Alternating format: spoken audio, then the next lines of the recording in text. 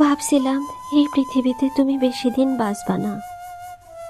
আমার শূন্যতা তোমারে তিলে তিলে শেষ কইরা দেব, যেভাবে তিলে তিলে ধ্বংস করে দুষ্ট পদ্মা কৃষকের পলি।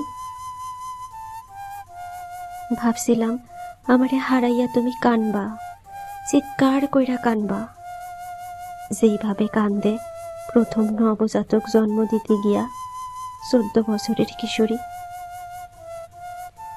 ভাবছিলাম তোমার চোখের পানিতে বইয়া যাইব গভীরতা, যা হার মানাইব প্রশান্ত মহাসাগরের গভীরতা।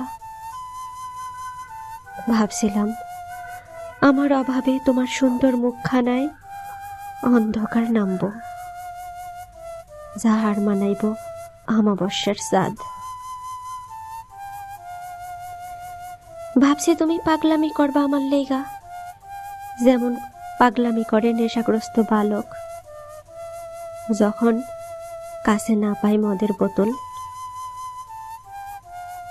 ভাবছি তুমি মৃত্যুর দিন গুনতে থাকবা, যেমন প্রতিনিয়ত মরণের দিন গুনতে থাকে হাজতে থাকা ফাঁসির আসামি। ভাবছি আমার শূন্যতা তোমারে এলোমেলো কইরা দিব, যেমনে বৈশাখের কাল বৈশাখী এলোমেলো কইরা দেয় কৃষকের ক্ষেতের ধান। ভাবছিলাম আমারে কাছে পাওয়ার লাইগা তুমি ছটফট করবা, যেমন ছটফট করে আধা জবাই করা মুরগি।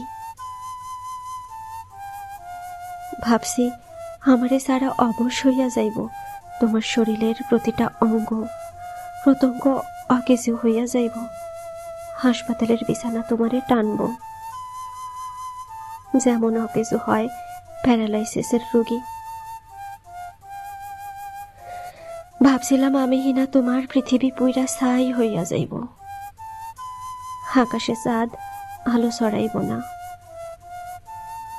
যেমন পুইরা ছাই হয় দাবানলের আগুনে বন। ভাবছি আমারে না পাইলে তুমি একলা থাকবা, যেমন সঙ্গী হারাইলে আজীবন একলা থাকে নীল তিমি। অতঃপর আমি বুঝলাম তুমি ঠিক পার্বতীর মতন।